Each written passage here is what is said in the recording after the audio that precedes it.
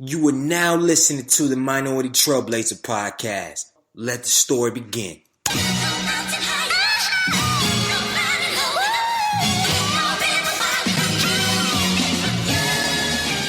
One time for the lovers, two times for the ladies, three times for the brothers, four times for the babies.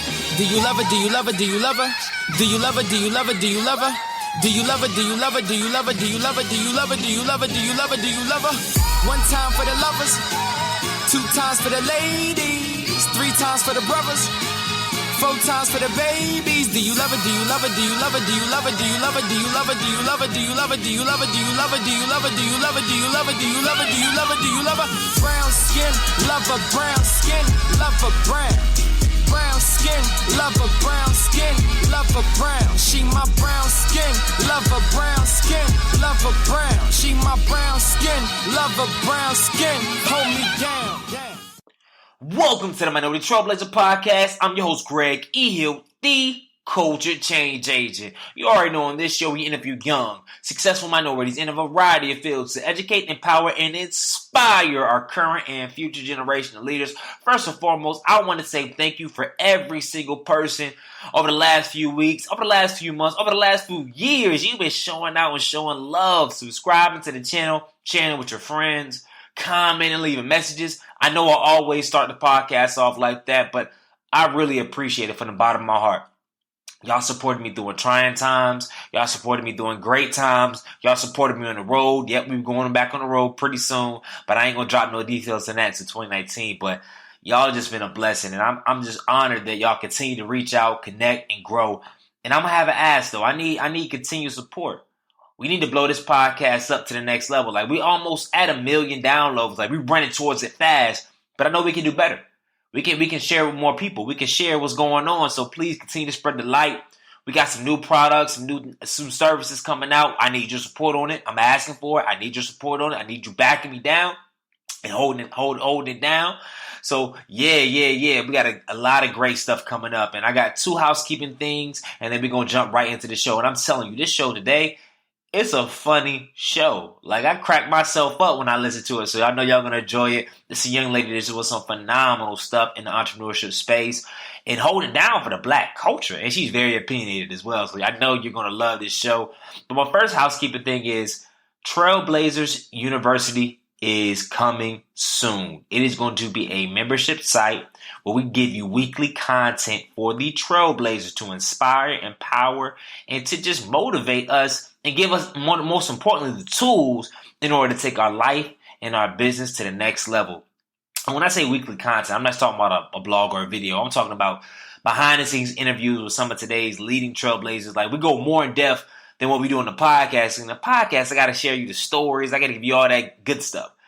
But on this, we're gonna touch on the story, but we're going to get knee-deep in the nitty-gritty on how they did it, what were the pitfalls, and go step by step for those that are interested in knowing more.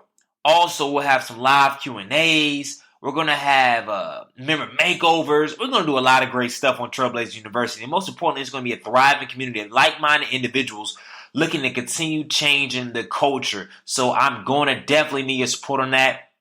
I'm going to let you know, first and foremost, the coming soon page is a work in progress. It's very elementary right now. It's going to be far more robust over the next couple of days, and the next couple of weeks rather. But that doesn't mean anything. I practice on putting stuff out rather than I practice on perfection. So definitely make sure you go check us out at trailblazersuniversity.com and sign up to receive an update when we launch. So there's no big information on the website. We just want to make sure we have a base to keep our emails and keep your ears to the street. So when we launch, you will be the first one to know, and we'll definitely get an introductory rate. So definitely make sure y'all support, share with a friend, man. We're going to be doing some crazy things at Trailblazers University. Number 2, today's interview guest, she is running a special deal. So for anybody, and I ain't going to spill the beans on who the guest is. No, I got to. She has a doll company which produces dolls and content for African Americans, and now it's really African American young ladies.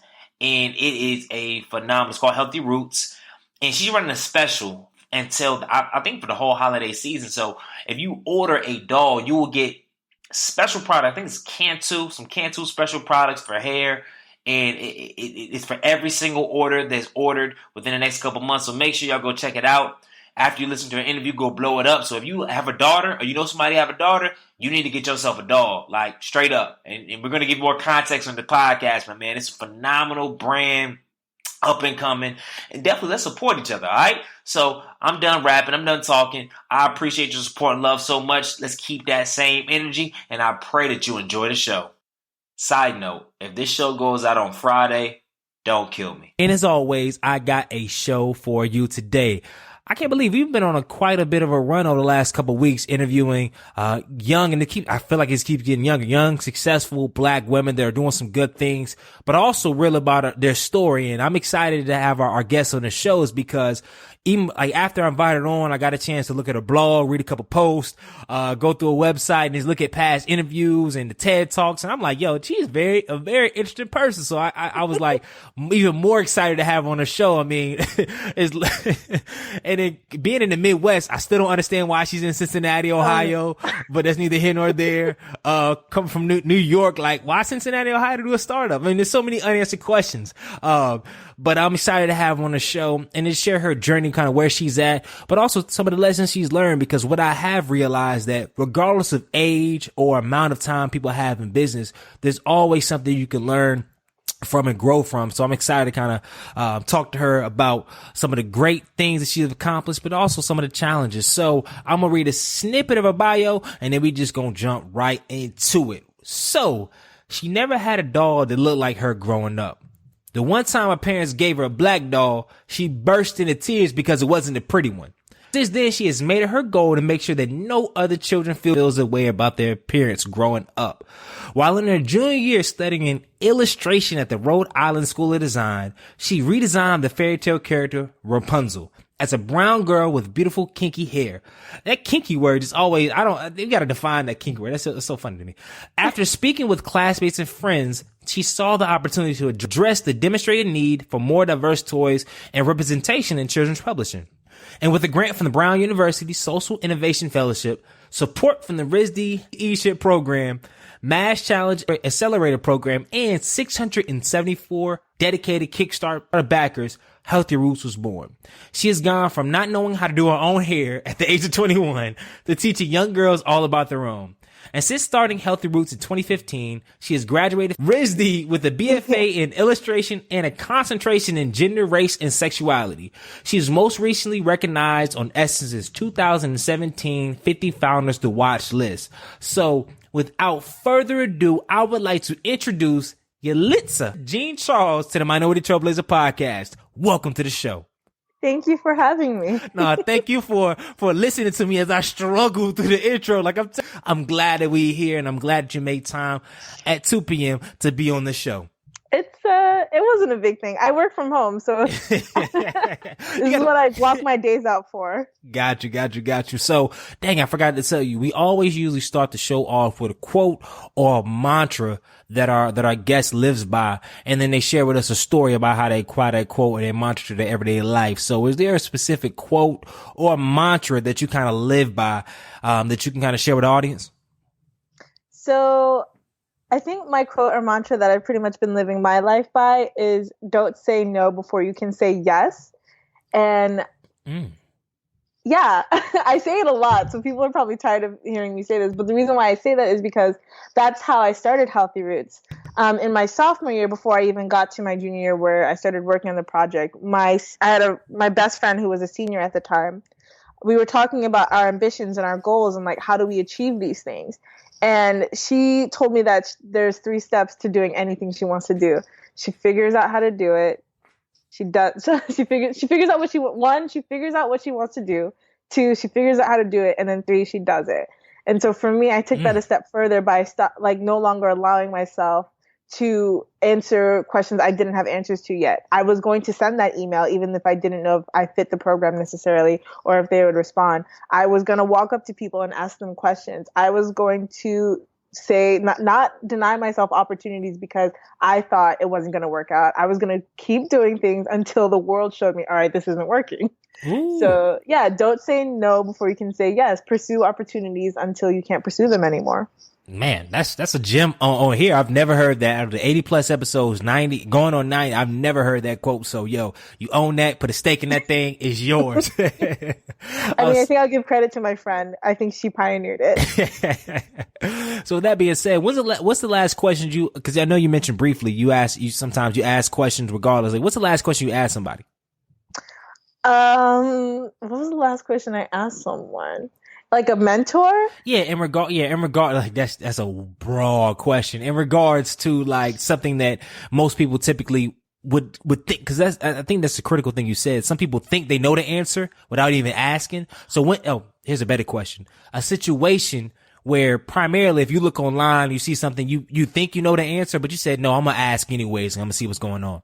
So I would say that for me, the most of the situations where I don't say no before I can say yes is when I'm looking for an opportunity or like to work with someone. And I think the reason why I use that phrase a lot is because a lot of us have like, what's it called? Imposter syndrome, or we just assume that nobody would be interested in working with us, or we have so much doubt. So the last situation that I would say that I did this was at the Blavity Summit 21 conference where I was like meeting all these really influential people in the hair space. And I was like, oh no, they're famous. They're really successful. They're not going to want to work with me. But I walked up to them with my doll anyways, told them about my work. And they were like, oh yeah, we just read about you on the internet. And I was like, oh, cool. Do you want to do something together? And they're like, yeah, here's my contact information. And then I practiced that again, sent the email. And now we're talking. So I think that's the last situation that applies to. So side note, since we're already here, is there anything that you grabbed, or what is the main thing you took away from the Blavity conference that you just attended? Honestly, a lot of people ask me, a lot of people that I know in my life ask me about like, what do you do when you go to these conferences? And at this point in where I am with Healthy Roots, it's more of a reconnecting with people in the space. So like people who I've met online and have only had conversations on the phone with, or, you know, I've seen working in a similar space somewhere else or has collaborated with someone else. It was an opportunity to be like, hey, I actually get to meet you in person and have a conversation with you and make a concrete connection and understand the person behind the screen.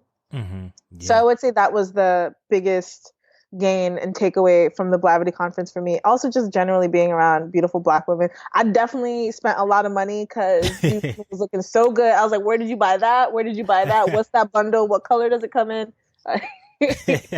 Yeah, it was fun. I love it. So let's usually I have a preordained kind of script. Like we go to the past and the present and the future, but I've been trying a couple things a little differently this season. Just try to jump in where we're at. So if you could just jump into what is Healthy Roots for anybody that's listening to the podcast. We have a lot of listeners, and say if they've never heard of Healthy Roots, if you can kind of explain what Healthy Roots is, then also take us through the journey on how was it even started. Oh my goodness. So yeah, I'm Yelitsa Jean Charles, and I am the CEO and founder of Healthy Roots Dolls, a toy company that creates products that empower children during the early stages of identity development. And our first products that we've created do that with hair play. So I started Healthy Roots in college, like you said, because I was this artist. I was doing a lot of activism, and I went to the Rhode Island School of Design because I recognized that art has an impact to inform and educate our society, and I wanted to use that skill set actively. Like my parents are Haitian immigrants; they did not want me to go to art school, and so the only reason I was even allowed to go was because it was a good art school. So I had to be successful. So my freshman to sophomore year, I was learning a lot about race and gender, and was actually able to find the words to define the experiences that I'd been having since I was a kid. So like I finally understood and could put into words why I was so uncomfortable when kids in high school would question my PSAT score as if I wasn't supposed to be intelligent, or why other kids in college would look at me and be like, I don't want someone to just get in because of their race. And so I learned the dialogue around race and the dynamics in our society. And I was really involved in the Black Lives Matter movement and bringing demonstrations to my campus and organizing with our community. But I wanted to take it a step further and bring it back into my work, the work that I was doing in terms of creating dialogue and talking about our society and the stigmas that we place on people of color and other oppressed people. And I did that through my art. So I was making art about being a Black woman. The first series of work that I really created was with Black women being fused with like trees and flowers and with beautiful natural hair and features that we really didn't see celebrated as beautiful. But then in my junior year, I was getting into hair a lot because one of my friends had like cut off all her hair. The big chop. The big chop. And to me, like from the family that I came from and just knowing like in the African American community, that was wild. Like you don't just be cutting off all your hair. Like, nah, because usually it happens like the breakups or bad relationships. Like somebody cut off the hair, you thinking like, what in the world? Are you okay, sister?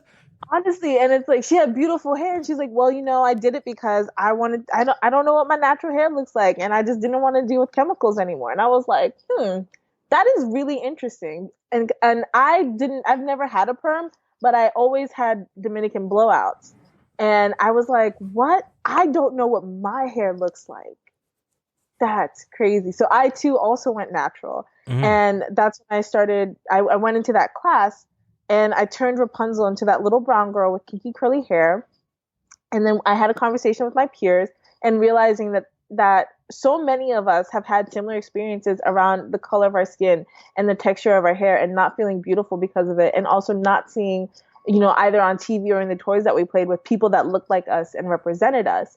And that's when I went even further. I applied for that fellowship, but in order to get into the program, I had to do a research paper. And that's when I learned all about a lot of the racism in our country, like at our foundation. So like the paper bag test, colorism in general, the social hierarchies that have been created in the African American community where people with lighter skin are treated better than people with darker skin. And all the conversations about perms, like where perms came from and why people associated having straighter hair and lighter skin and certain features with power and being more beautiful. And I wanted to bring all of that together into a product to address it. And I learned one of the things that I found out about when I was researching about his history of racism in this country was the Mamie Clark doll test. Are you familiar with this test? Yeah, I'm familiar, but break it down for our audience. So the Mamie Clark doll test was used in the Brown versus Board of Education trial, and it was used to prove racial bias in children. What they did was they put a white baby doll and a black baby doll in front of both black and white children, and they asked them to ascribe either negative or positive attributes to either doll. So which one is the good one, which one is the bad one, which one is the pretty one, which one is the ugly one. Both white and black children said that the white doll was good, pretty, and smart, and that the black one was ugly and bad and like evil. And they do this. Yeah, I know. It's really evil. Yeah, no, I threw that one in there. Okay, I was like, good God, these kids wilding. I'm just being extra. But they do this test like every couple of years. And one of the studies they did in 2012 with CNN, and they found very similar results. And then I started to look into toys because we all play with toys, all of us. It's one of the social teaching tools that we use for children, and looking at the significance that dolls have. And I was like, what if I use dolls to combat these social issues of like colorism and internalized racism? What if I use dolls to help kids learn to love themselves? And that's how I came up with Healthy Roots. Our first doll, Zoe, which is a doll that has kinky curly hair that kids can play with and style just like their own, so that you're getting that representation, but you're also learning how to do your hair, which is one of the biggest things for me because chemicals are so dangerous, and we put them on kids as young as like 4 years old. And there's like absolutely no reason for that when we have so many other options. And I really want to show kids, like, you don't have to wear your hair a certain way. Here are all the options that you have. If you want to perm your hair, cool. If you want to straighten it, cool. But you should at least know that you can also just wear it how you want to wear it. And so it's actually real hair. It's not real hair. Okay, I was like, whoa. So they ain't really gonna be like in the shower, like just like putting water on it and different products, but they can really. Yeah, but you can get in there. And so the other thing that we did is we created a book because, we see all the YouTubers and, there's all this information out there for the grownups, but what about the kids to help them learn? So we have this book that teaches natural hair care step by step, like that science, like the porosity, your hair texture, how to protective style, what are the best oils, jojoba oil versus avocado oil versus other oils. And because there's so much science that I had to learn over time. I can't imagine a kid trying to find out information on the internet. And we really wanted to create an experience where kids and moms could collaborate together, like reading the book and playing with the doll. Man, so there's a lot of things to unpack from that. The first being, you had this idea. How did you go? What was the first step you made from having this idea outside of when you got the fellowship to actually creating a doll? Like that's huge. I don't know if you can just go and type online, create dolls, and it just pop up. You just pay your money and it just comes back. Like, how was the whole design process? Well, I'm very fortunate to have gone to a design school that's pretty much directly connected to Hasbro. Oh, wow. So a lot of my mentors came from over there, and a lot of my friends had the skill set. So I would physically sculpt the product, and then I had a 3D designer, put it on the computer and render it and have that sent to the manufacturer. And I had people who worked at Hasbro, have experience in the industry, help me find a manufacturer. Wow. That's crazy. And what year did you start this company? 2015. 2015. So it's been 3 years in the making. So thus far, how many dolls do you have, and how has it kind of evolved? Or a broader question that you can kind of put some meat on. How has it evolved, and how have you evolved since it first started? I have learned a lot. I never saw it going the way that it has. I never saw myself as like, yeah, I'm going to be CEO of a toy company one day. Definitely did not see that coming. I've been doing it because the world has allowed me to do it, and people have continued to support me. So I went from, just this one girl with an idea, built a small team, got into an accelerator program, launched a really successful Kickstarter campaign with the support of family, friends, and online community. And then going through 2 years of research and development to execute on the product, from ideation to prototyping to final product with beautiful packaging to delivery. And since then, I've won the CVC award from Venture for America, done a TEDx talk. I'm part of the Backstage Capital portfolio. I just won $100,000 in marketing services from the Startup Stampede in Durham, North Carolina, and things are looking really bright for us. And I've learned a lot. I went from just being a girl that drew pretty pictures. I'm still very good at drawing beautiful pictures. If anybody wants, I've seen them. Them things is beautiful. I was like, good God, like this is some deep stuff. Yeah, I wish I could draw more. When you run a company, you don't get to draw pictures anymore. You just sit in meetings and send emails and get on podcast interviews. Yeah. I've learned a lot about business. I've learned a lot about toy manufacturing. I've learned a lot about the startup and entrepreneurship scene. And I've learned to navigate it all while being a Black woman, which is super fun. Nah, I bet. So there's a couple things I want to break down from what you just said. First, you said there was a 2-year process of research and design. Can you speak to the importance of having that length of time to really research and whatnot? Because we do live in a society, for a majority of entrepreneurs, we look online and it's like, okay, you start tomorrow, you do this. And it's like 3 months you have this, and 6 months you have this. And you took, it seems like you say, 2 years to really get this product ready, to make sure it's straight. So walk us through why that's important. And two, what in the world did you do for those 2 years? So 2 years, I'm an artist, so I'm a little bit of a perfectionist. And one of the things that Rizzy taught me was, especially in the wood shop, you measure twice so you can cut once. The thing people don't realize is, like, creating a product is really time consuming, really hard, and it's really expensive. And so I talked about this in an Essence interview, is like, don't let people rush your process, because if people rush you and you approve something before it's actually, and you don't verify and you don't double check and you don't make sure that it's on the up and up, you're not going to have the right product, and you're going to waste thousands of dollars. That's the other thing, is like, people will hit me up like, oh, can you do this with the product? It's like, no, I actually can't, because that would cost $50,000. Please get out of my inbox. Like, you don't know how money works. So that's one of the main reasons why it took 2 years. Also, just working with manufacturers and around holidays, and managing your mental health. There are like some low points where you feel really challenged and you go through bouts of depression, and like, having family support is really important to make sure that you get through that process, because having a physical product company is different than having a tech company. It's way different. I could only imagine. Tech company, once you got the software, you make iterations, but you can put it out. But product, it's this deformity. Like, I can only imagine some stuff you had to probably deal with when you're first. Like, how many products did you have to actually like inspect, look through until you got to the final version? They sent me at least 4 dolls. They sent me 4 versions, and then the thing is, like, even when you do approve the final version, and even if you are happy with it, there's still going to be errors in production because of just like the scale and like, managing product control. And so then that's why it's so important to have like really great customers who give you the feedback and, you fix things. That's real. That's real.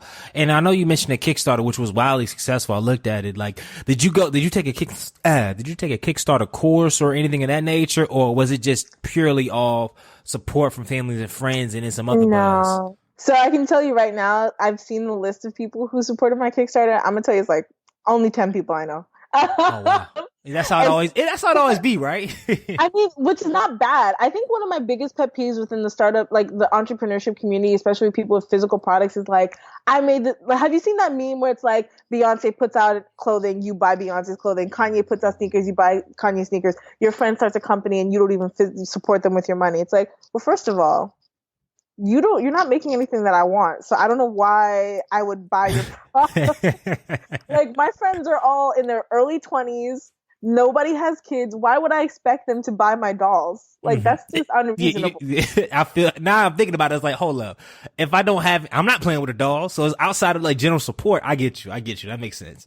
Like, I would never force my friends to like buy a doll. But if you're one of my friends and you a black mama with a black baby and you don't buy my doll and it's Christmas, I'm a side eye you. I'm like, all right, word, got it.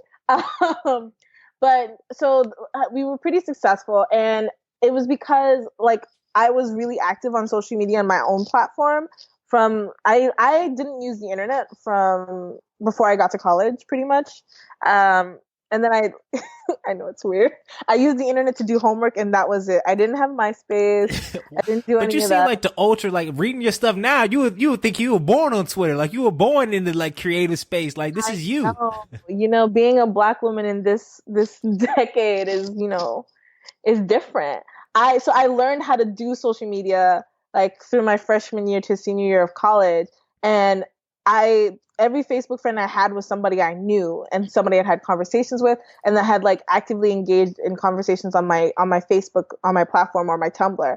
And so that's why it was really easy for me to generate a following and support for the Kickstarter campaign. We had over like 12,000 shares.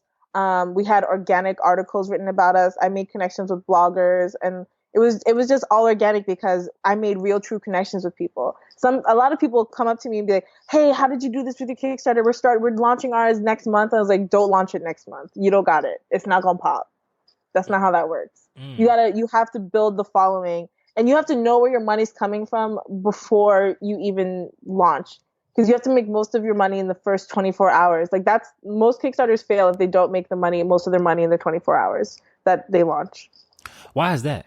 That's just the way the algorithms work, or it's not an algorithm thing. It's just about the I couldn't tell you exactly what it is, but it's just about the reach and like how much social capital and like outreach you have for your campaign. Because if you're not generating a lot of buzz and money on the first day, the odds of it continuing to build up is not like you got to start with that super high super punch so that it like continues to ramp up. Yeah, nah, you hit on the head. And I do want to ask a question too, because you're pretty young. When did you graduate? I graduated in 2016. So you graduated in 2016, and now you had the added pressure and probably the stress of running a full company, a product-based company, doing all this stuff. How do you I hate that word. How do you operate within the scope of growing as a person, but also growing your business? Because a lot of times I've seen it where I've had it where I kind of let my business growth kind of be my personal growth. And that's a bad way to happen, because if the business goes down, then you just in shambles and it's like, oh, woe is me. So how is it as a young black woman continuing to grow your business, but also too having the mental space to continue growing yourself? I don't know. I guess I'm still figuring that out. I'm actually looking at my yoga mat right now. I think I'm very selective with my energy. And I've built really great friendships and a support network so that I can reach out to people when I do need help. And I'm just very fortunate that like my parents raised me to be incredibly confident and self-sufficient. So I value myself more than I like will allow people to disrespect me or you abuse my energy and my time. And it's something that I'm really trying to teach a lot of my peers is like, don't text that person. Do not accept that phone call. Go home, take a nap. Like, do not let our society that tells you have to constantly be working and burning into the 3 a.m. Like, that's not living. Because I was in art school. I don't know if you know anything about RISD, but people have compared it to like, it's like the equivalent of MIT but for the art world. Oh, wow. And I had burnout, and like when I graduated, I was like, I'm never gonna do that again. I'm not gonna allow other people to stress me out. I'm not gonna take on projects and I'm gonna be honest about turnaround times. It's like, no, I can't do that in 24 hours because I'm not gonna stay up all night doing that. And there should be nothing wrong with saying that. You need to vocalize how you value yourself and not let people abuse it. And that's something that I've held very strong. Man, that's great. With that being said, how in the world you end up in Ohio?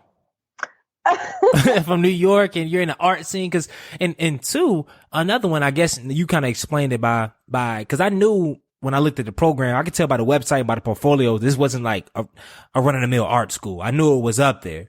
But two, it's crazy. You mentioned earlier in the podcast, an art school that had such I didn't know you can even major in sexuality and gender in an art school. Like, I didn't know they had that major. I thought they're just majoring in art stuff. So that's curious. We have to read books too in art school. They make us take literature and English 101. That's you went to the deep art school. But yeah. So how'd you end up on Ohio? Like, because you from New York, right? Or where are you from? So I was born in Canada. I grew up in New York, and then I lived in Delaware, and then I went to the Rhode Island School of Design. Got you. So what led you to the Midwest?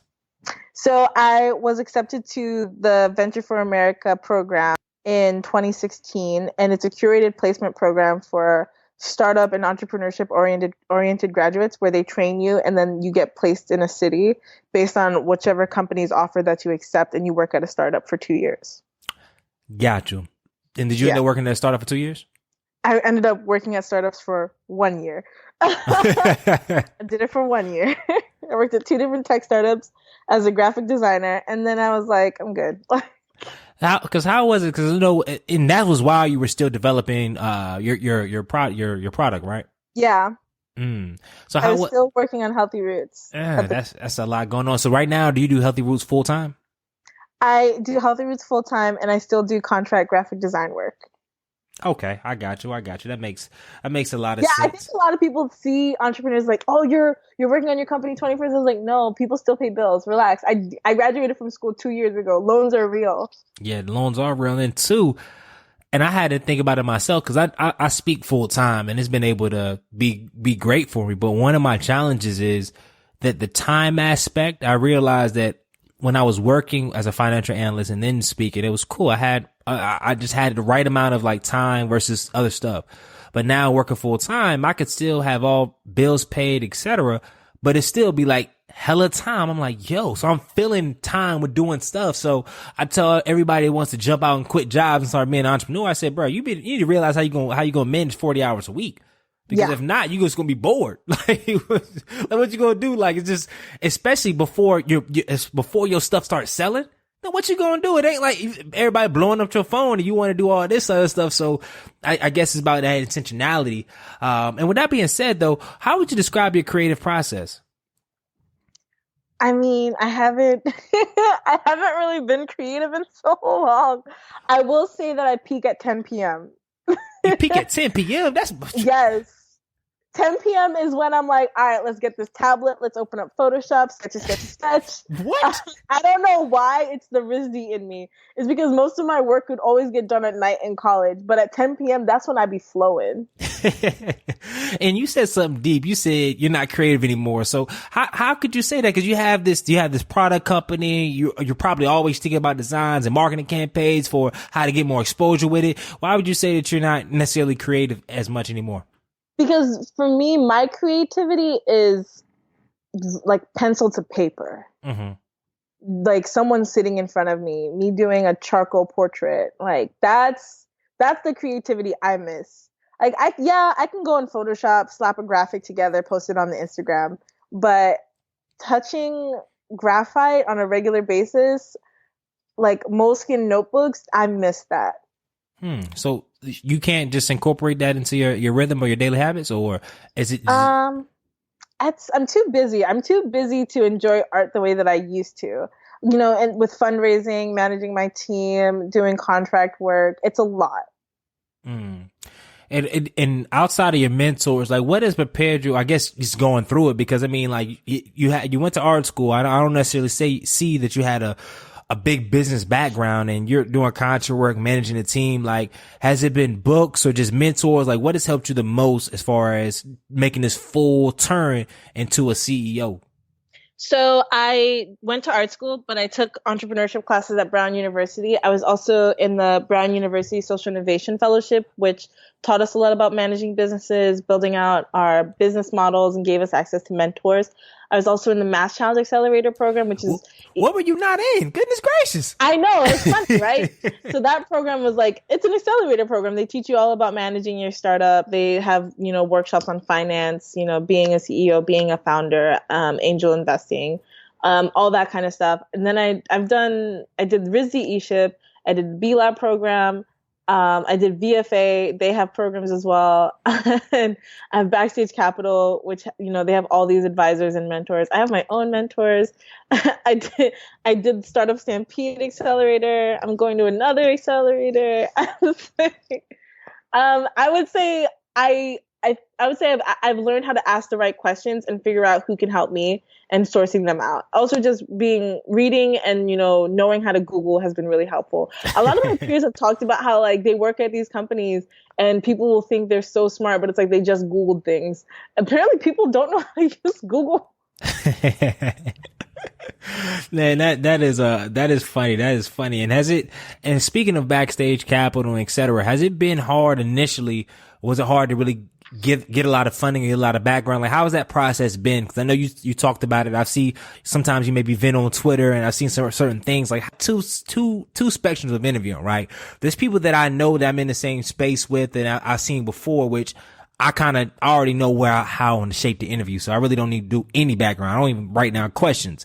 But then there are certain individuals where, say, if I don't necessarily know them and I've never done an interview with people in that sector before, then I say I'll kind of go into the research mode. So I just look at everything so that I can kind of try to ask questions in a way that maybe they've never, like, especially if I'm interviewing somebody that has done a lot of stuff. But I was like, let me do some research so I can have some context before I go. Right. Fundraising is hard. I'm in the process of fundraising now. And when you have a physical product company and you're a solo founder, you really have to de-risk your company for investors who might be interested. So how do you de-risk? So you have to, it's hard to de-risk a product though, right? That's a challenge. That's where the challenge comes from. Yeah, but it's like you have to show them. They really want to know that you know what you're doing and you have a vision and you have a plan. So they want to see, what's your marketing plan? What are your sales projections? How do you know this is going to work? Who are you intending on hiring? How do we know that your team has the skills? Like, what are your contingency plans with manufacturing if something goes wrong? That kind of stuff. You don't have to have all the answers, but they need to know that you can get the answers and that you're capable of figuring it out as well. That makes sense. And from the future, so let's transition real quick to from the future phase. Where do you see it kind of going, and what's your vision for the next couple years with it?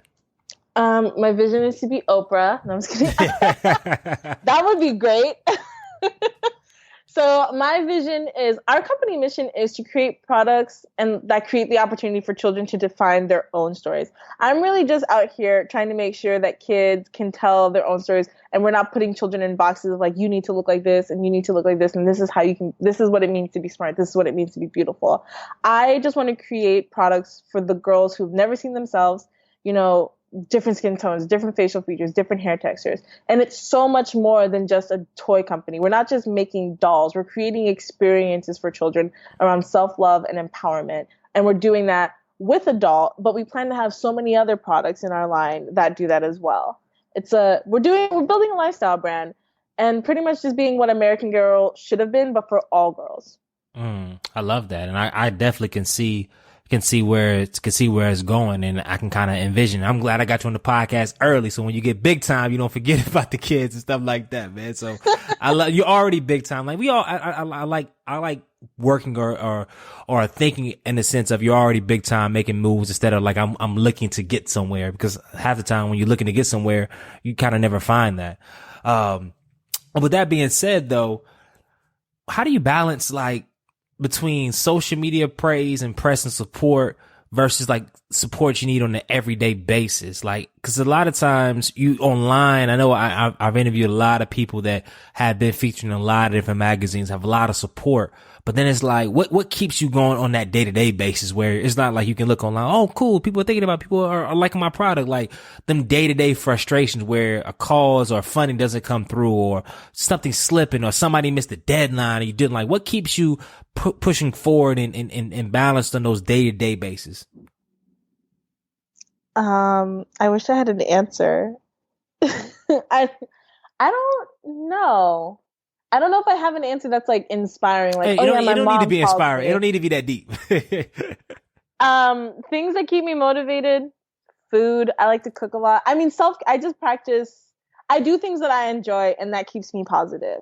So whether that's listening to Beyonce, playing music, doing hair is a big thing for me. It's one of the reasons why my hair changes a lot. Doing hair, like braiding hair, making wigs, cooking, just keeping myself entertained and positive. And it's crazy. When I read the bio, it said you didn't know how to do your own hair until you were 21, and now you do hair all the time. Yeah, I do hair all the. Oh, I'm the queen. People be texting me. I do people's hair. Like, I'm a kitchen beautician. So, like, I be traveling so much, and my friends be like, "When are you coming back? Because I need these box braids." And I was like, "I do not have the time." Yeah, that's great. You're truly a unicorn. You do hair, you make toys, you graphic design. I also sell whipped shea butter. You know, if anybody wants some, hit me up. So, but you don't have it online. It's like one of the things you got to like DM people and get it. Yeah, you got to DM me. Like seriously, I met it to somebody the other day that have they got a food truck, but you can only order like via Instagram DMs. You have to like send a coded message, and I'm like, I'm right in front of you. He's like, no, dude. No, that's the new entrepreneurship. You don't understand. Why? Like I guess I'm. And they be making money too. They make mad money too. But I'm like, I'm right in front of you. I'm saying like, yo, I want this. He's like, no, hit me in the DM and here's the menu. You know, I have the menu's online. So maybe I'm just getting old and out of context. I'm like 28. Like, why am I feeling so removed? Like, is that the new wave now? Yeah. I just respect. I don't. If people tell me to go fill out a form somewhere, I just do it because I know that I hate when people just be climbing way out of pocket. Like, I have people who are like, my friends will come into my inbox on Facebook. Be, I just saw this really cute article. You should totally post it on your Facebook page. I was like, well, I don't run Healthy Roots Facebook page anymore. If you'd like something to be shared, please email it to. You know, you gotta have boundaries. It's about boundaries. That's what it really is. Yeah, nah, you've been sharing some crazy gems with somebody that graduated 2016. I love it. Like crazy gems. I mean, how else could I have gotten to where I've gotten to other than, you know, having clear expectations and guidelines for how I like to live my life? And do you think that's more so the way you're raised, or a mixture of the way you're raised and all every program that you've done would seem like a billion of them, like, or just books, or like, what would you say is the foundation of all that? I've always been like this, so I would say it's more of a product of the way I'm raised and my personality type. Because I firmly believe in understanding yourself in order to achieve goals, and it's often really frustrating for me because I have so many peers who talk about wanting to do things and, you know, wanting to go somewhere, and I'm like, you literally have the capacity to make it happen, and you're not following through on like clear steps that you could be making. And I like really. People always ask me, like, Yelitsa, how did you do this? And I was like, I sat down, I asked myself what I wanted to do, and then I figured out how to do it.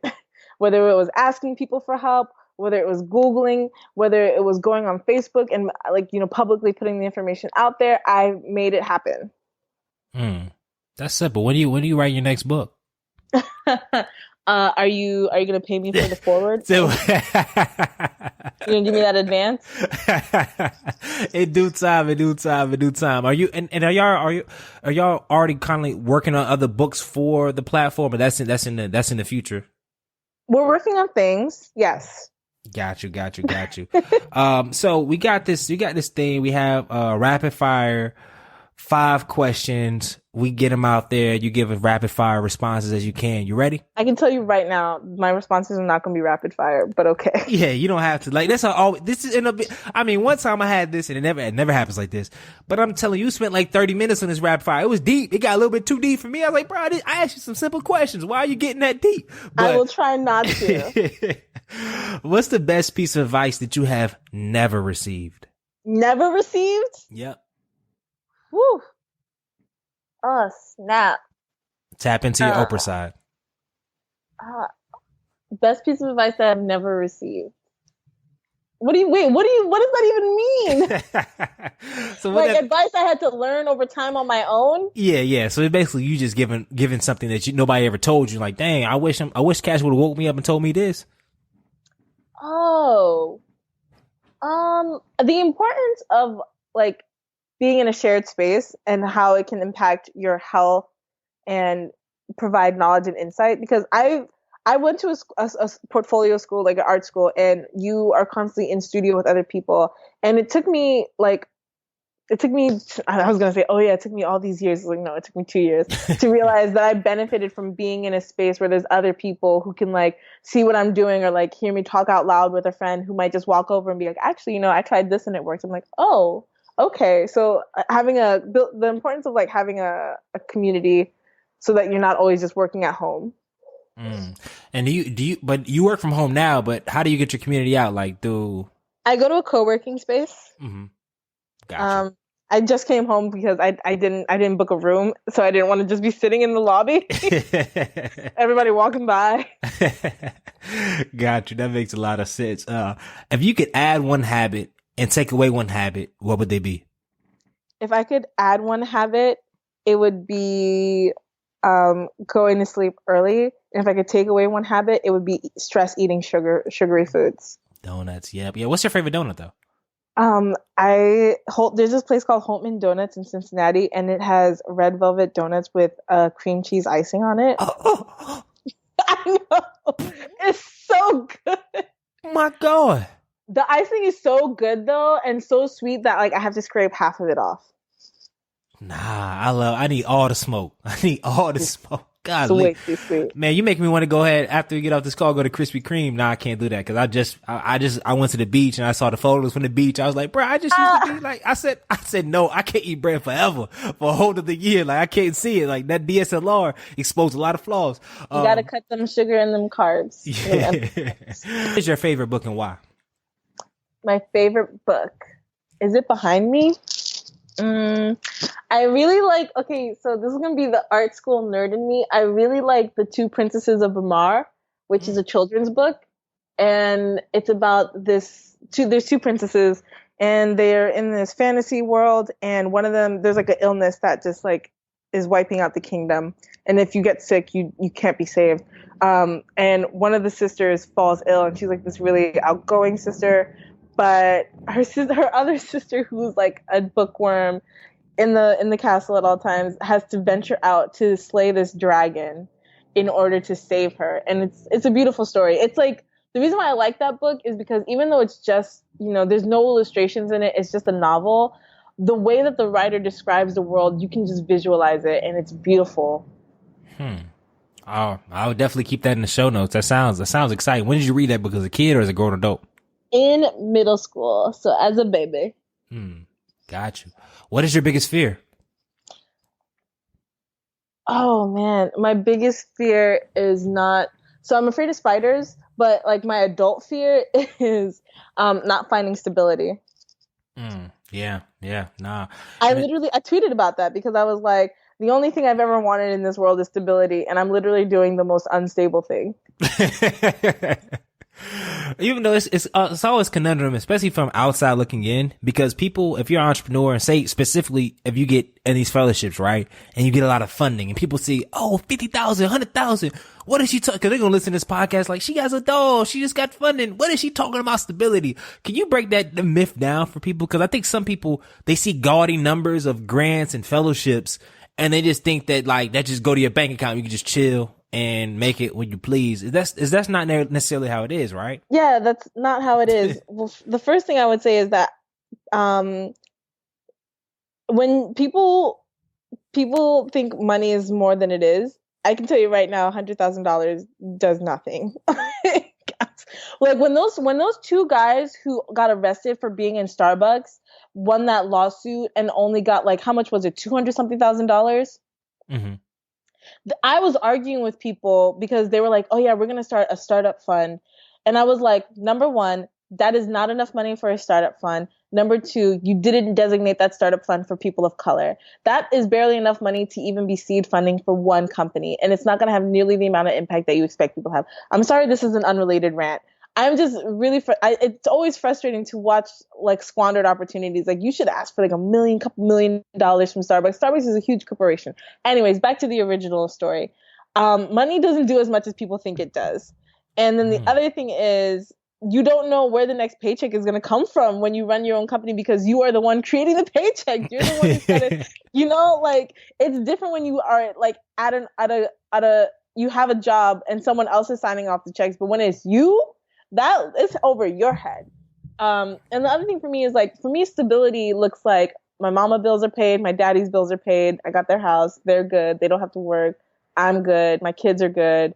My stress is leveled. Like my company is like, there are no economic, things on the horizon. Our manufacturing is good. We have the working capital, not having to worry. Yeah. Wow. That's a lot. And thank you for the idea. Unrelated rants. I like that. I think certain people I have on the show now, I'm always going to give credit to you, but I like that. Maybe have a unrelated rant segment. I think that would be cool. But everybody, no, because then people will be sharing their opinions and not everyone's opinions are good. Yeah, that's what I'm saying. I wouldn't do it for every guest. Because you have to build up a groundswell of good stuff. Like during the interview you've said, then I'll be like, okay, cool, you can do that. But if it's been an interview, I'm like, yo, I'm looking at the watch, like I got to go ahead and get this off the grid. Then I couldn't extend that invitation. But I think you've built up enough goodwill to go on your unrelated rants. Thank you. Because really unrelated rants are see there. My show is predicted. I am a host of unrelated rants, so that's why I can always affirm that. If you were the president of the United States, what is the first thing you would do? Next question. I'm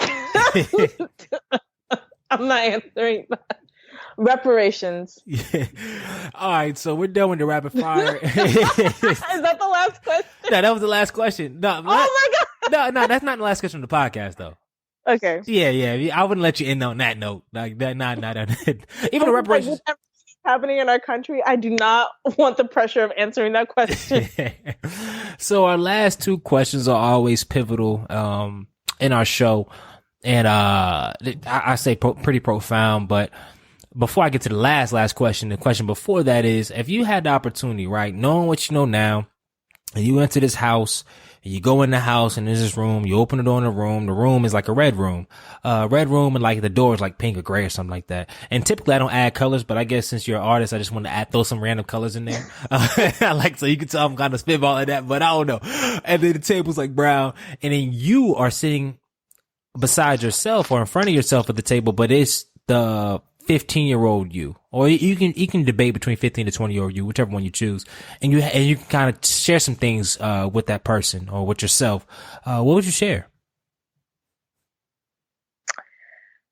Oh man, I would probably talk about knowing your worth and that your time is the most valuable thing you have, and not giving it to people who aren't worth it.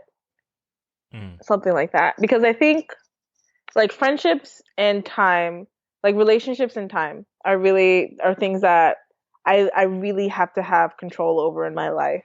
Because when I first moved here to Cincinnati, the Cincinnati VFA fellows were like, we're friends, right? We're friends. And I was like, you are an unverified white person. We are not friends yet. You need to relax.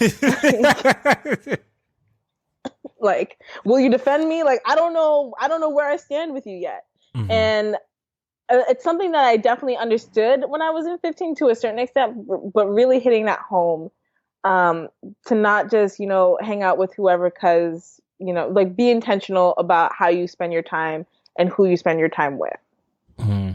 That's something that we can all, and one last question in that same vein though, as you've gotten older though, how is it, how often do you reevaluate those? Is it a daily thing? Is it a yearly thing? Or is it a situational thing about reevaluating the way you're spending your time or reevaluating your current relationships? So just this morning, I took like an hour and a half and I cleared up my Facebook. What you mean you cleared it out? So I went from like 1,300 friends down to 1,000. And I went through every name and I was like, is this a professional contact I need? Is this a professional contact that I can just have on LinkedIn and not on Facebook? Is this an actual friend? Is this a supporter of Healthy Roots? And then creating Facebook lists of like, okay, these are influencers that I know. These are young professionals I know. These are Black people I know. And then these are like friends and family and like older people that I just don't want to see my regular content. And then after that, I had a conversation with myself. I was like, Yelitsa, this is what we're going to talk about on social media moving forward. We're going to take a detox, take a week off, and we'll come back and this is going to be our tone. Wow. That's unfortunate because people are going to be listening to this podcast and now they're going to be checking your Facebook like, are we still friends? Like, what's going on? Like, hold up. It's not like we're not friends anymore, but it's like, I think that Facebook is an incredible tool and I haven't been using it the way that I want to anymore. And like, I want to move forward with my Instagram, my Facebook, and my Twitter with like being Yelitsa Jean Charles, CEO of a toy company, talking about Black female empowerment and, you know, natural hair care and supporting young girls of color.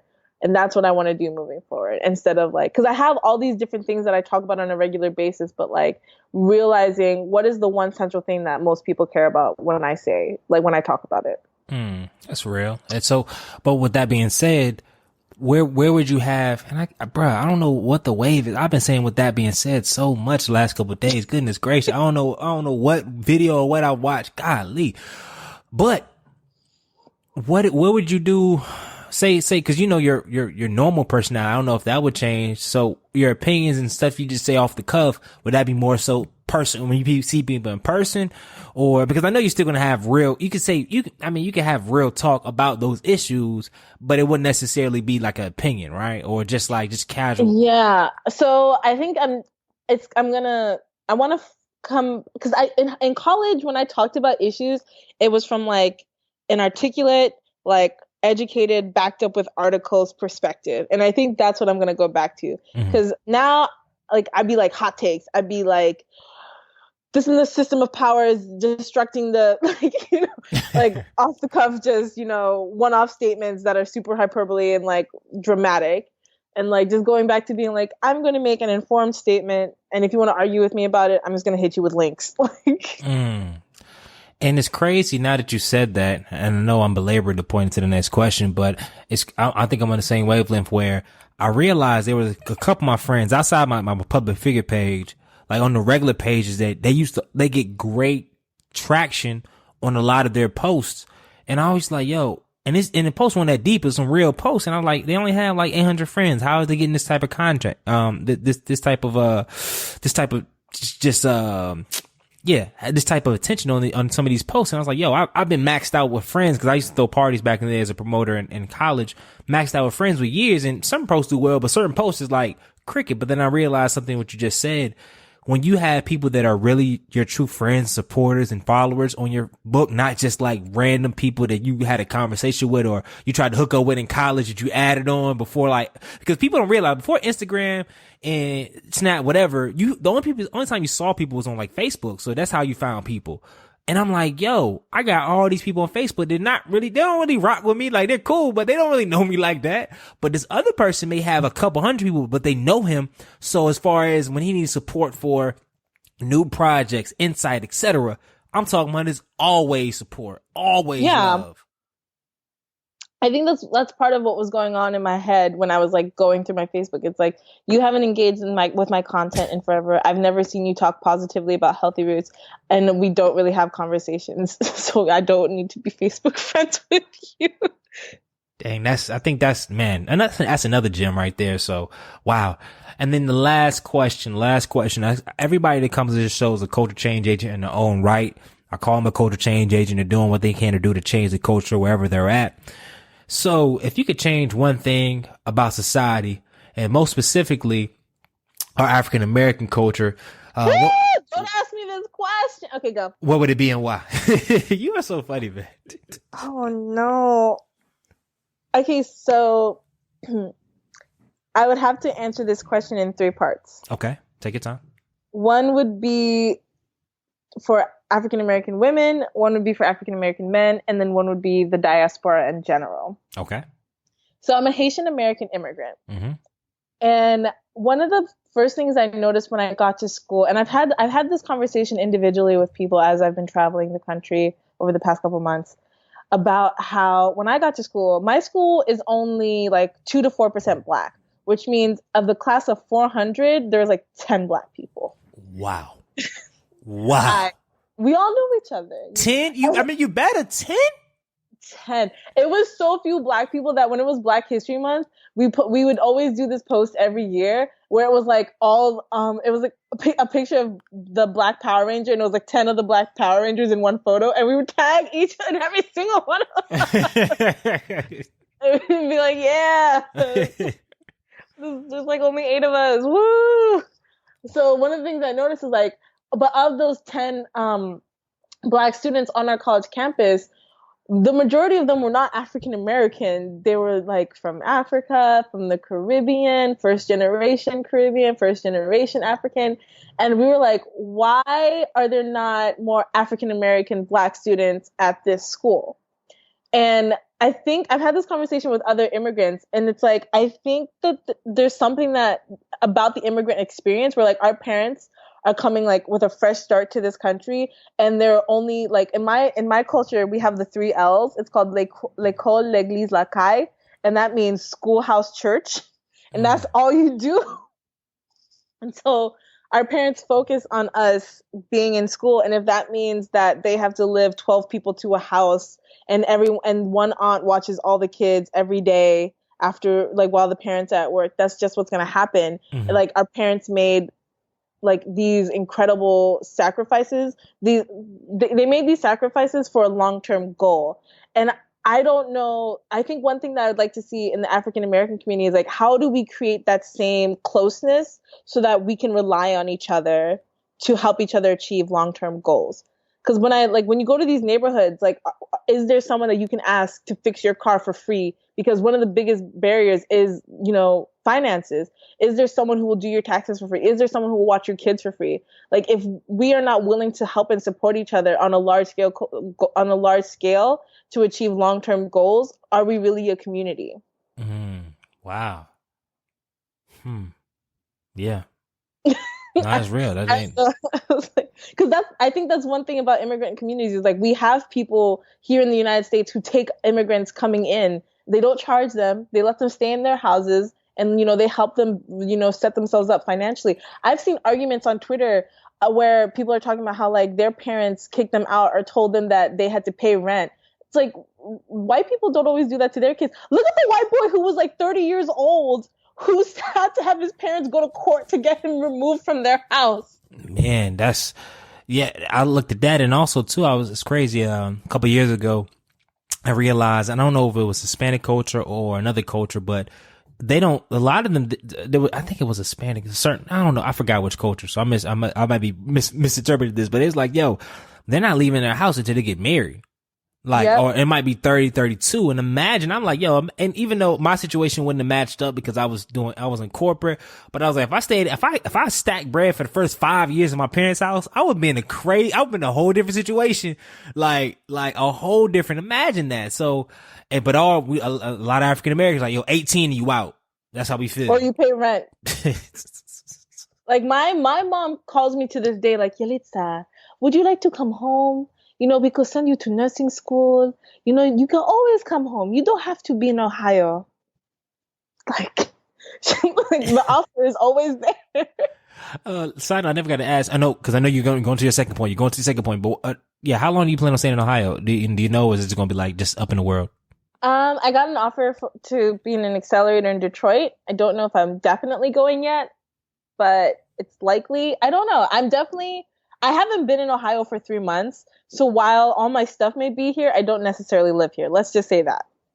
Got you. And side note, Detroit is it's very cold up there, but it's an up and coming like energy. I heard a lot of good stuff is shaking out there. Small group No, though. I've heard. I'm excited. Yeah, small. Hopefully things pan out. Yeah, definitely. So your second point, I use that one was for African American men, or That was for the African American community. Okay, community. Okay, what's the next one?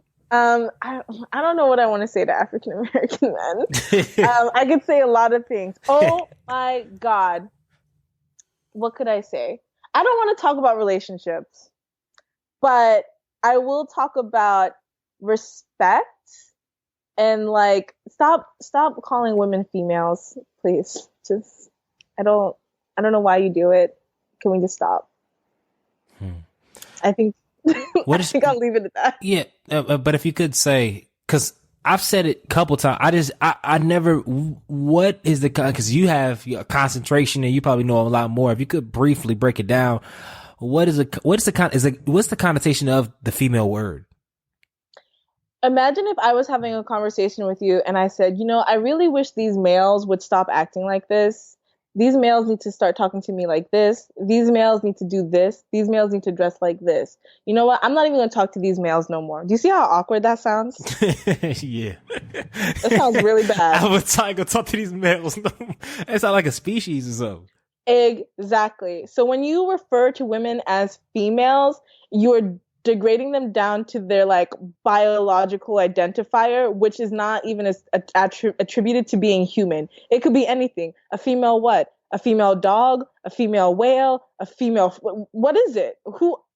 And like I was having a conversation with a male friend of mine, and I watched him because he knows he's not supposed to do that when he talks to me. And he's like, "So yeah, I was talking to this woman." Is it really that hard? Is it really that hard? That's funny. Now I'm pissed because now I'm gonna have to when I edit this contract. Edit this podcast. I'm going through like, did I say female here? Did I say this? I'm striking it out, making sure that it's not. I don't think you did, but I do think that's one of my biggest pet peeves and like one commentary that I have for African American men on top of just general respect. I feel like they're definitely. Do you follow Derek Jackson on Instagram? No, I don't. I would definitely follow him. He has really great conversations about relationships. And I don't know if you followed what happened on Twitter recently with the death of this recent rapper. Yeah, no, that's Oh no, I don't know if we should touch it. Yeah, it's so many, and we could touch it. If not, I can always I edit stuff out. But yeah, his death has been such a hard thing to articulate because I don't know, what's your unfiltered thought? I can take this out the podcast, but I know you probably have I don't know, cause did you follow his music? No, I didn't follow his music because as soon as I'd ever heard of him, all I heard about was like the violent things that he had done to people. Mm-hmm. So that was it for him, for me. But when he passed away, it was just hard for me to bear to hear certain people say he should have died or I'm happy. I'm like, I know he did. I know he was vile, heinous. I get it, but I don't know if I could ever wish that on death on somebody. I just don't know.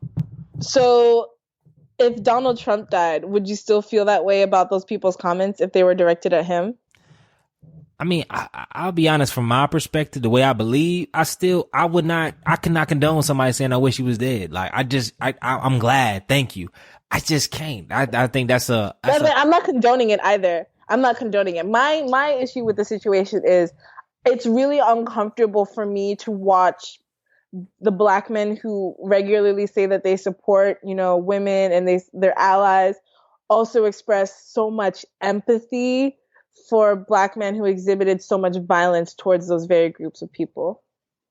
You know what I mean? Mm-hmm.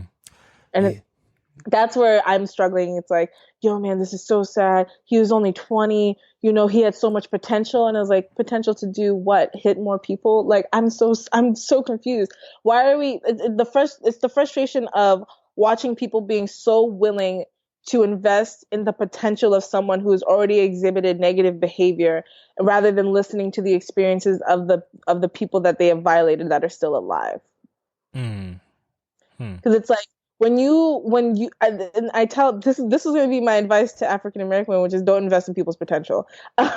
When you invest in that, when you are willing to invest and take a risk on that person's potential, what you're saying, in theory, what you're saying is that you're willing to risk that they're going to continue to do harm. That there's the potential for them to continue to do harm because to you it's worth it, even though you're not the one at risk. Yeah, I think it was kind of weird. It was weird because now I feel like there needs to be another conversation that these some of the contemporaries that you probably have seen, like the J. Cole, the Jadanas, the Kanye Wests, the Kendrick Lamars, which have even before then, especially even Kendrick, he get a pass. Kendrick shouted him out and showed him hella love beforehand, and it's like, I guess now from their sake, I mean, and I doubt they'll do it, but there does need to be a dialogue about their thoughts and opinions. Like you do got to dig deeper, of course, because it I don't know. You have to stop looking past people's problematic behavior. Like beating a woman so badly that she has to raise money to save her eye is not a mistake. Beating a gay man for looking at you and then smearing his blood on your face, that is not a mistake. Those are both intentional decisions. Yeah. And so that's where I stand. It's like, it's very frustrating to watch people support people who have made intentional decisions and exhibited behavior that defines themselves. But hey, he made good music. Nah. Yeah, which opens up the Pandora's box. And I think I don't know who I need to get on the show to kind of capture it as well. Because I mean, I always hear so much stuff about, we need to have a discussion about, I've been hearing this for the last 5 years about mental health in the Black community. And I'm like, I feel like there's certain pockets of the world that are having this discussion, but I don't know if a discussion is, okay, once you have a discussion, what happens? Like, because it just, mental health is in a weird space. I mean, probably just in humanity in general, but I think mental health is specifically in this age now with the internet. And that's why I'm glad it all ties back, and I'm glad you have healthy roots and you are beginning to put positive images into younger people's hands, because now, I mean, you look at some of these guys, to Tanashi 69 and Lil Pump and all these other young people that are mega influencers, and the stuff that they're doing and whatnot. I mean, it seems like a lot of cries for help on so many different levels, and it does make me kind of fearful on the next generation and the stuff that they're going to have to overcome in regards to that. Yeah, I don't know. I didn't know any of the rappers that you just named. It's frustrating for me because we honestly, like, a lot of people in my generation are saying like, oh, we're going to save the world. Da, da, da, da. I was like, are we? Because I don't think as many people are learning as much as we think they are. I don't know. I don't think we have that many people who are have the right perspective in life as we would like to think there are. And then and to add to that, it's crazy it's crazy how synergies and conversations work. On my last podcast I just recorded, like right before we got on, I made it, and it was on my own life and stuff I had to do inside to make some changes that I always used to say I wanted to change the world. But then I looked at some of my friendships, some of my relationships, some of my relationships with people that are around me. I'm like, hold up, I ain't even changed them yet. Like, how am I saying I'm gonna change the world? I'm not changing some of the stuff that's right close. And then I think that's the problem. We always itching to change the world, but if everything around us is in chaos or unsteady or we're not doing this right, then what does it mean if you change the world? Let's look at Exhibit A with the young man. I mean, some of his songs were powerful and they helped a lot of young people. But if everybody around him was suffering from that, then what did that truly mean? Yeah. Yeah. And in this society now where if you see online stuff, because the online stuff you put out in the social media and whatnot, a lot of that maybe doesn't necessarily direct or affect people that surround you. So it can be seen like you're doing phenomenal, whatever, but then you be a horrible husband, a horrible son, a horrible wife. But it's like you get all these accolades, these likes, and these likes keep you cool. But it's not. So that I can go all the way left with that. But so can I. But it's a weird space. And I feel sad for the people that have to grow up in it, because I think they got to make a lot of critical decisions about who they are, more so than those and the parents and the people of the past. Because in the past, you just had, you could grow, you could change, like, and like people don't have like a recorded history, like, because of social media. Yeah, because guess what? Once you start changing your tone online, there could be something to be like, Yelitsa, she's not the same, man. She got a couple accelerator programs and did all this. And now she doesn't make any candid statements. All she does is put out facts and whatnot. She deleted me off Facebook. And it's like, hold up, I can't grow. I can't change. All right, don't say exactly what I already did as if it's a bad thing. Like, there's nothing wrong with that. When I get on my Beyonce Oprah stuff, I'll go back to making candid statements. Yeah, my name. Man, I love it. I love it. And I guess our last thing, I know, did you already probably hit on the diaspora comment? If it's nothing crazy, you don't have to say it. But I know you said you had something. I do want to give a little bit of advice to Black women specifically. Okay. So everybody needs to listen to Black women. I feel like the election already showed that, but in the history of this world, we run things. Okay. And then my other thing is, like, I just think we're so incredibly resilient, and so when you hear no, that's not a no. That's a not now. But best believe that when you are successful or something works out, do not accept that person's email when they try to come back and hit you up. Okay? Because Black women be petty too. So make sure we stay on that. And that's crazy. There was a specific question in the pod, and I didn't. And I think you already answered it, is dealing with entrepreneurs and just humans in general. Those two letters, N-O, have stopped so many dreams, so many relationships, so many businesses, so many breakthroughs in education, just so much stuff. And it's just, I always admire and always definitely ask our entrepreneurs, and I think you already answered it though on online, like, how do you, because it's hard you can't get over the word no, but their mindset and how you attack the word no, so that, because I know you've heard no plenty. I just got an email right now where they're like, no, not right now, but keep us updated. And it's like, damn, it's like, yo, what more do I got to do? But you're still smiling, you're still going through. And I guess, like you said, it's just taking it and moving forward. Is that would you say that's how you deal with it? Or this? I take it and I move forward, and I keep a very detailed record in my mind of every person that said no, just in case they try to hit me up later. I love it. Well, this has been, like, I'm telling you, one of the more refreshing episodes that I've done over the last year or so. I mean, I definitely I love your vibe and I love your content and stuff like that, and I can't wait to see what happens over the next couple years, and as you continue to grow as a CEO, grow as a person, etc. And I know you're gonna do phenomenal things, not only just for the in the product space, but for the culture as well. So I appreciate you from the bottom of my heart and from the Minority Trailblazer Nation's heart for giving us over an hour of your time just to chat about a variety of different topics and give your opinions and your opinions and your facts and you share some of the things that you hold dear. Oh, thank you for having me. It's been an incredible honor, and I hope that my story and the dialogue that we've had is helpful for someone, whether they're going through something or working on something.